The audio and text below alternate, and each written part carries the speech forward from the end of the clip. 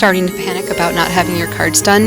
No problem, I've got a great hack for you. This is Jen Lee with Jentastic Journey, and these envelopes I bought from Michael's, which is a hobby store in the United States. And these come with a card base and an envelope, and the red and the green ones have a nice pretty colored envelope that matches the outline. And then these, I actually bought 2 packs of these. They're very shimmery and they have just a nice frame that's all foiled, but those envelopes are pretty plain. So we're going to just use this to give us a little bit of a time saver. So we don't have to cut all the card bases, and they're pretty and they're going to help us get our cards done super fast. So here I have a few dies that I'm going to try out for today. I'm going with a theme. If you can't tell, it's an ornament theme. This one is a 2-piece ornament, and then I've got these little ornaments that have cutouts in them. And I'm going to just take out as many scraps as I can in different colors of green. There's a lot of different greens in that wreath. And then I'm going to take out a bunch of scraps from my reds, and then also from my burgundies. So we just have a good number of different colors we can choose from, so we can get lots of different die cuts of these ornaments. And I haven't used any of these ornaments before, so I'm super excited about using them. I love the look of ornaments dangling in a card.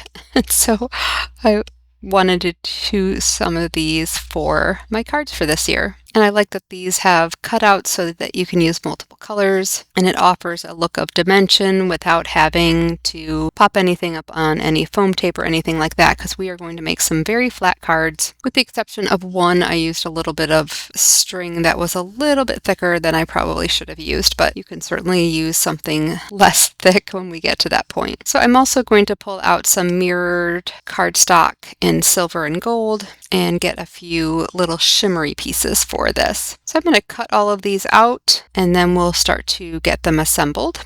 Okay, so here we are with all of our little ornaments cut out, and we'll get them all disassembled. Aren't they so cute? So some of them have just an embossed piece, but some of them actually have pieces that you need to pop out. So I'm trying to figure out which is which. This one looked like it had little dots, but these are actually little pieces that I need to punch out with a little tool. And then we'll be able to put a piece behind that and give it another color. I also die cut out the word joy, just to have a sentiment on the cards. Okay, so now I'm going to look for some colored paper, some little scraps, to allow this 2-pieced item to have some color behind it. And for me, it's awesome to be able to use my little scraps. And I have a lot of them for all my Christmas cards, so we have plenty to work with. And I'm using some of these bright greens and different colored greens because there's so many colors in the little card bases that have the wreath kind of surrounding the entire card. So I think that will look cute. And then I'll use the more primary colors for the red and the green card bases. And those real light greens are actually shimmer paper, so it's sparkly paper, just hard to tell in the video, but it's very sparkly, so that'll look really pretty. So here we go, we're going to try and assemble our first one, and I was like, do I mix the greens or do I just keep them all the same? So I think I went with keeping them all the same. That's a cute little gold one with a snowflake insert. And then that last one has some gold on it. So I think those colors all go really well together. And now it's about choosing a string to tie them all to kind of that bow at the top, or wreath, or whatever it is at the top there. So I decided to cut 3 pieces of string, and we'll pretend they're going to be suspended from that string. And so I just made sure I didn't put any glue towards the top of those ornaments, and that will allow me to be able to put the string under them. So I just glued all those 3 to the paper, and I kept them all fairly straight up and down, and I'm going to allow the string to do the work of being bent. And sorry, my head's going to get in this a few times just because I was having a hard time seeing where I needed to be with the string. This string, I wish I had used a different string, and you'll see the next card I choose one that's a little bit flatter, because this string was a little hard to keep it down because it is very thick and very round, but it came out super cute, so I'm not too disappointed in it. And then I'm going to put them to the side and let that dry a little bit. And then I'm going to start at the next card, which is that bigger ornament. And this has it's a double layered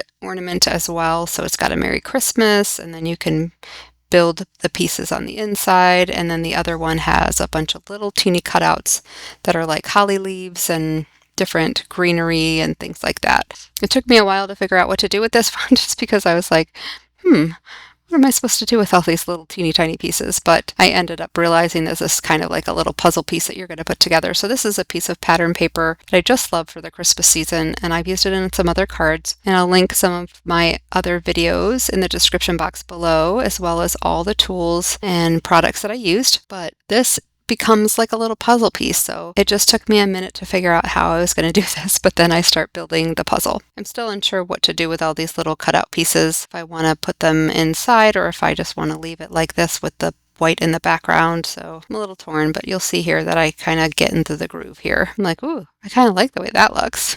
So then I start to grab all the little pieces that coordinate with that pattern paper that I used for this particular, the outline piece at least. And so then it becomes a little bit of a puzzle. So I take out my press and seal, which is something I like to use when there's lots of little intricate pieces. It allows me to keep everything together. So now that I'm starting to put this puzzle together, I am realizing I need some press and seal. I'm going to press that down and pick everything up, and then I'm going to put the puzzle together upside down in the press and seal. And that will just make it a lot easier when I need to glue everything down, because then I can just glue it all as one big piece and I won't be trying to glue down all these little teeny tiny pieces. Press and seal is your friend in your craft room. Okay, get some of the last couple of pieces in here, and then we will have a full grouping. I decided to leave those little dots open. I wasn't going to try and fill all those up, but I'll try a pen or something later to fill in those spaces if it looks like it's missing. And then here I'll just use some of my Burley Art Precision Craft Glue, and we'll get some glue put down on everything. And this is where that press and seal is just a great idea, because you can have everything where it needs to be, and then it presses down. Voila!